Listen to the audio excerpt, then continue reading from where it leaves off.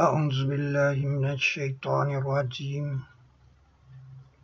بسم الله الرحمن الرحيم.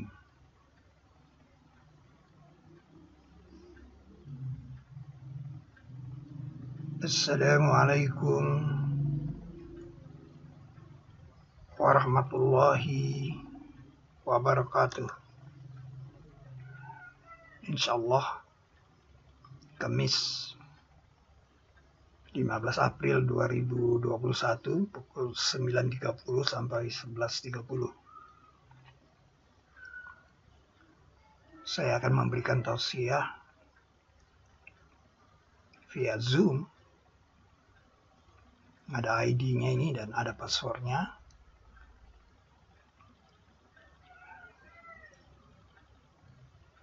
Semoga Anda bisa ikut. Hari ini saya berikan gambaran secara besar, secara garis besar,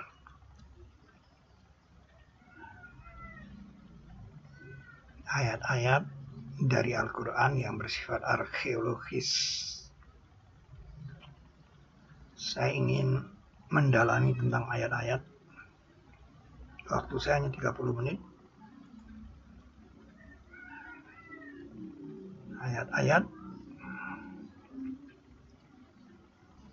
Ayat itu ada di ufuk dan ada di dalam diri manusia, seperti disebut pada surat ini, surat 41 ayat 53 ini. Nanti kami akan tunjukkan ayat-ayat kami di ufuk-ufuk dan di dalam diri-diri mereka. Di dalam diri kita itu yang mudah kita lihat adalah jari tangan kita. Sampai tapak tangan itu 19. Dan itu terbagi menjadi 7 dan 12 ketika kita mengekspresikan tangan syahadat.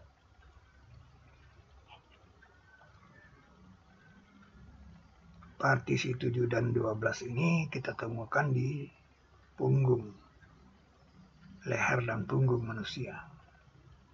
Di leher itu 7 ruas dan punggung itu 12 ruas. Dan itu adalah partisi dari kalimat Bismillah 7 huruf, Ar-Rahmanir-Rahim 12 huruf. Jadi boleh dilihat manusia itu adalah bilangan 5 kali 19, yaitu 95. Ini adalah kode surat At-Tin. Laqad khalaqnal insana fi ahsani taqwim. Ahsani taqwim. Setepat-tepat takwim. Nah, karena Bismillahirrahmanirrahim itu yang membawanya Nabi Sulaiman.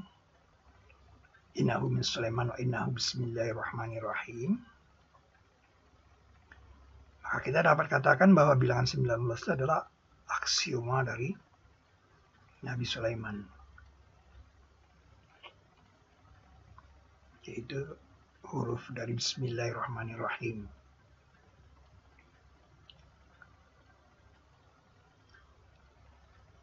Sedangkan ayat di ufuk itu adalah waktu Nabi Sallallahu Alaihi Wasallam Mi'raj. Nah, disebut di ayat ini dikatakan dia pernah melihat dia di ufuk. Jadi Nabi waktu itu di ufuk. Surah 81 ayat 23. Dan sungguh dia pernah melihat dia di ufuk yang nyata.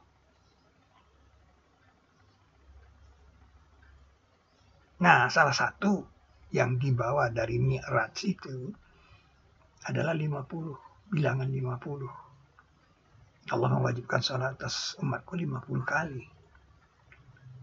Walaupun 5, namun 50 juga. Sahih Bukhari 211. Hadisnya panjang sekali. Maka akibatnya waktu 50 itu ada dan mahal. Kenapa mahal? Karena Nabi harus bolak-balik 10 kali. Kalau Nabi tidak bolak-balik 10 kali, cerita itu tidak ada. Nah, dengan cerita dia bolak-balik 10 kali itulah adalah dibawa dulu itu 50. Nah, mahal sekali. Nah, ada ayat bilang 50.000 tahun ini. Jadi besar sekali kalau kita bikin roda giginya. Besar sekali 50.000 itu. Naik malaikat dan ruh kepadanya dalam sehari yang kadarnya 50.000 tahun. Surat Al-Ma'arij ayat 4. Kalau kita bikin roda giginya seperti ini. Jadi ini roda gigi yang 50.000 dan ini yang 50. Nah 19 itu berada di dalam sini. Terjadilah kalender alam semesta. Kalender alam semesta.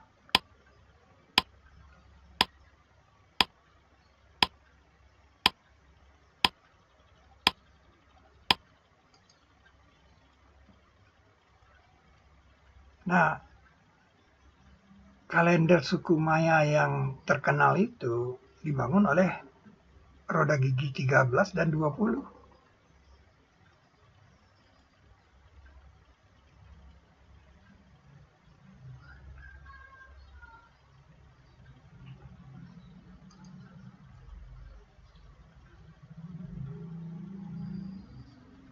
Sedangkan kalender alam semesta yang kita temukan adalah 19 dan 50. Dan ini 50.000 tahun. Nah, itu dilegitimasi oleh Al-Quran dengan penyebaran huruf shad. Jadi kalau roda gigi yang 19 itu berjalan di waktu 50 ini satu kali, 19, nah dia menandai shad di sini. Surat ke-19 ini dibuka dengan shad. Berjalan lagi, satu putaran lagi, berarti ditambah 19 lagi. Nah, dia sampai di 38 dan itu dinamakan surat shad dan ditandai dengan shad lagi. Nah, berjalan lagi 19, berputar lagi roda giginya. Sekali lagi, nah dia sampai di 7. Surat ke-7 itu dibuka dengan shad lagi. Jadi ada 3 shad di sini. Yang kita sebut triple shad. Nah, yang menarik di sini itu shadnya 26 di surat Maryam ini. Nah, di sana surat Al-A'raf itu 97 shadnya. Dan di surat 1 29. Nah, ketiga shadnya ini kalau digabung hasilnya adalah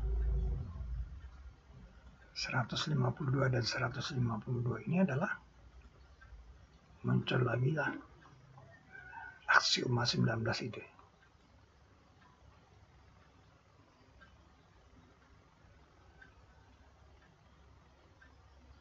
Aksioma 19 dari Sulaiman.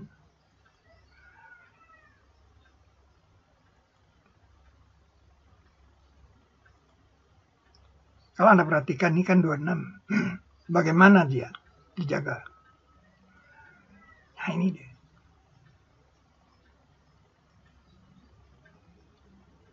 Ini dia.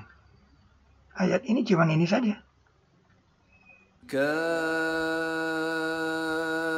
كافها يا عين. Nah, ternyata dia dijaga oleh 4 huruf sebelumnya, kemudian baru dia 26 di sini. Nah, di jumlah dia ini merupakan N kali 19.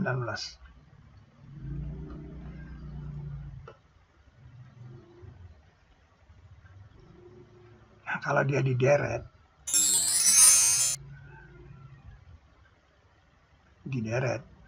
dia habis dibagi 7. Jadi dia ini dijaga oleh 2 faktor, 19 dan 7. menjaga si 26 itu. Huruf shad itu.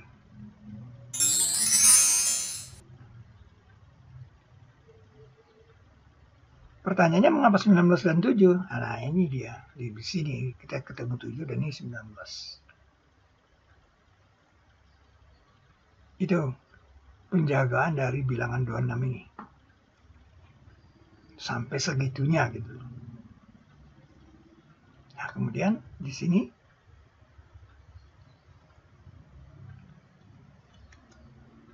(97). Bagaimana di 97 ini? Alif Lam Mim Shad. Ini dia 97 itu. Kalau dijumlah ya 280 kali 19. Nah, tapi kalau dia digeret, dia habisin bagi 7.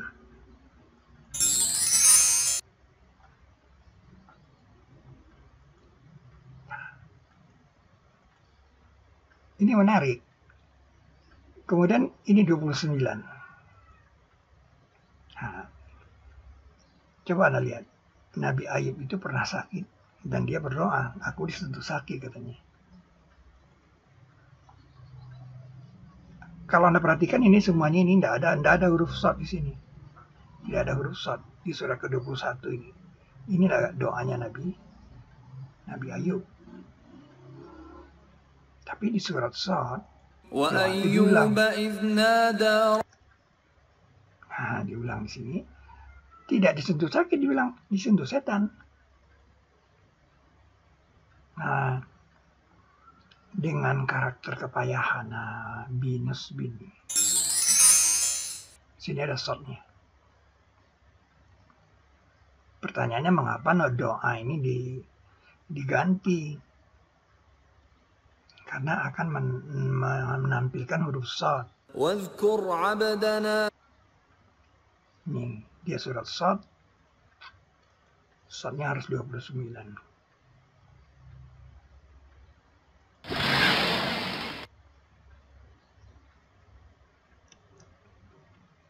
Nah, kalau Anda lihat ilmu kimia,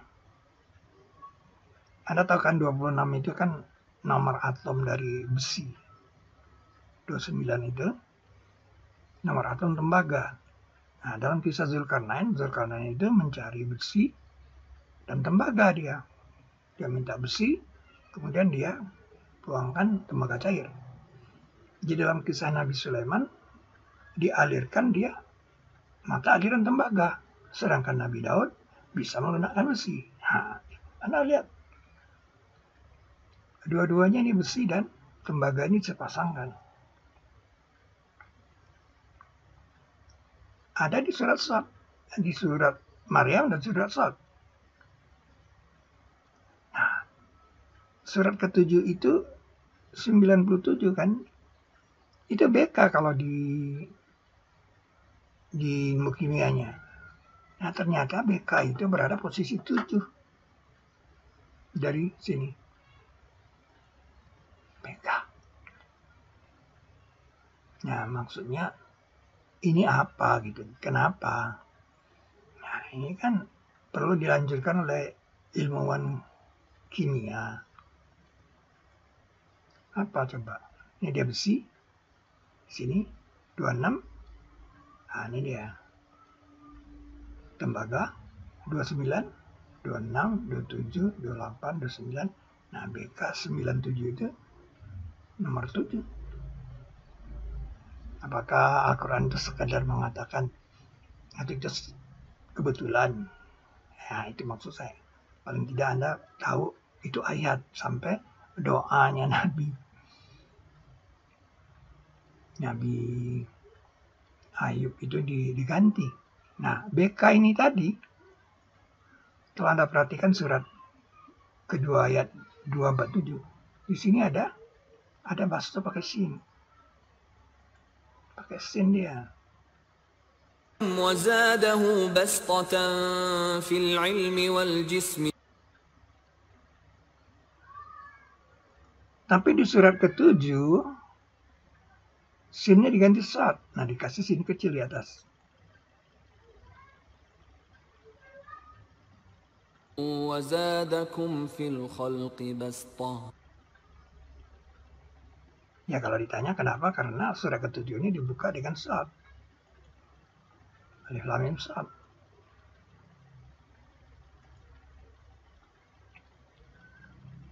Sadnya itu harus 97. Nah, itu ayat. Nah, Anda harus mengerti ini dan harus pernah tahu. 29 ya. Jadi itu dia ayat.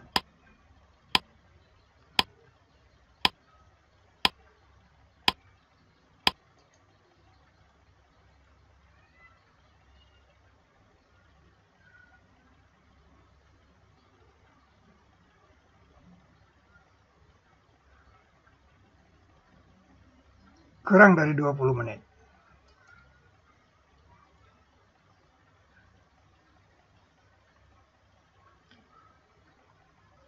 Kemudian Al-Quran. Al-Quran.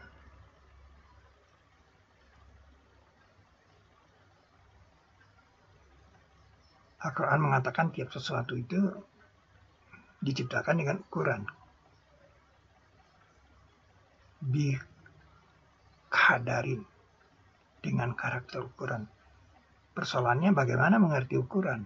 Nah, bagaimana kalau Al-Quran di jumlah ayatnya kita tulis dengan bilangan biji?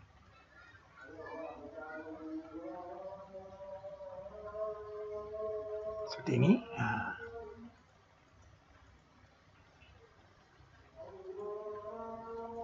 Anda lihat ini terjadi keseimbangan. Kalau kita mundur, nah, Anda lihat itu seimbang. Keseluruhannya seperti itu.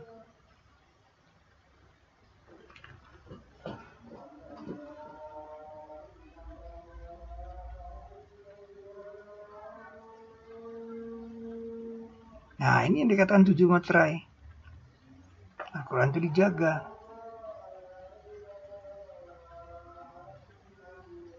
Nah, perlu Anda tahu batas itu kan di sini. Kan ada orang yang bilang bahwa Al-Quran itu masih ada satu surat lagi. Nah, masih ada satu surat lagi. Nah, di sini dijaga dia. Dia tidak memberikan kesempatan untuk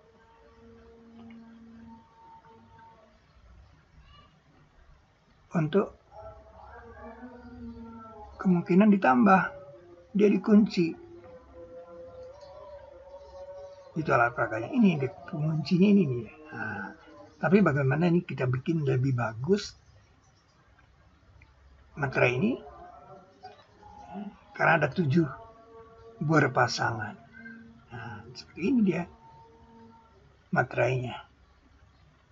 Nah, 5. Nah, yang 6 itu yang ini Anda lihat 4, 5, 6, 7. Itu dia. 7 dia. Sampai seperti ini kayak dipaku gitu. Sehingga tidak ada lagi kemungkinan ada tambah surat lagi. Karena setelah 114 itu harus 1. Begitu Al-Quran dijaga. Nah, Anda juga lihat ini. Segaris lurus dia. Nah, kalau kita susun ini, bentuknya seperti ini. Nah, yang disebut pilar Al-Quran.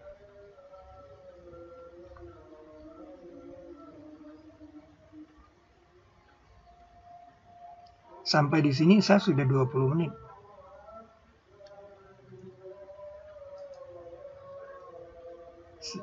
Sepuluh menit lagi terakhir saya harus mengklik arkeologis. Ya. Nah, kajian ayat-ayat arkeologis itu dia dimulai dari kata kam yang artinya berapa lama. Seperti pemuda Kahfi, tidur 300 tahun, lalu waktu dia bangun ditanya berapa lama. Pakai kata kam. Atau orang yang mati di bawah pohon jati 100 tahun, lalu ditanya berapa lama, pakai kata kam. Jadi kam itu menjadi kode ayat yang bersifat arkeologis. Jadi kepurbakalaan itu harus lama. Kalau kemarin bukan purbakala namanya. Nah, ayat arkeologis pertama yang saya kemukakan adalah ayat 66 nih, surat ke-6 ayat 6. Berapa lama kami telah binasakan dari sebelum mereka dari penduduk negeri. Pakai kam. Sudah lama sekali. Nah, yang menarik itu kami beri mereka tempat di bumi yang tidak kami beri kepada kamu. Kamu ini siapa? Kamu ini pasti yang dengar ayat ini dulu. Yang dengar ayat ini dulu siapa? Nah, waktu turun wahyu ini yang mendengar siapa? Ya orang-orang di sana. Orang-orang di Arab Saudi itu. Kami beri mereka tempat di bumi yang tidak kami beri kepada kamu. Jadi tidak di Arab ini tempatnya. Nah, saya bilang tempatnya itu di sini. Kami kirim dari langit atas mereka hujan lebat. Dan kami menjadikan sungai-sungai mengalir dari bawah mereka. Nah, sekarang kalau Anda ingin melihat sungai di bawah mereka itu, Anda harus lihat Beribin 1 dan Beribin 2, Dam Beribin 1 dan Beribin 2 di Yogyakarta. Ini dia. Sungai 104 meter di bawah tanah. Dan kami menjadikan sungai-sungai mengalir dari bawah mereka. Jadi air dipompa dari sini nih. Kemudian dinaikkan ke tangki atas. Nah, dari tangki atas dilepas. Nah, disebar ke rumah-rumah. Airnya dari sungai bawah tanah.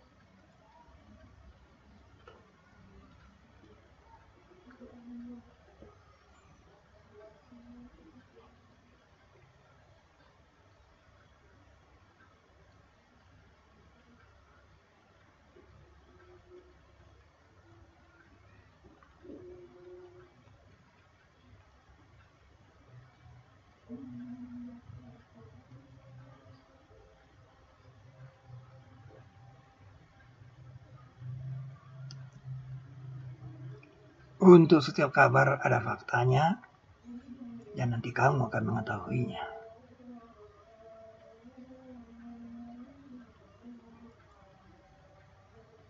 Dan kami menjadikan sungai-sungai mengalir dari bawah mereka. Maka kami membinasakan mereka karena karakter dosa-dosa mereka, dan kami sukai dari setelah mereka penduduk negeri yang lain. Perlu Anda tahu bahwa National Geographic sudah mengeluarkan beta tempat-tempat yang pernah dihantam oleh batu-batu. Ini radiusnya segini, ini ada yang 76 km, diameternya ada 150 km. Nah, dia menghantam bumi itu. Anda lihat, Nusantara itu masih bersih. Tanda mereka disukai.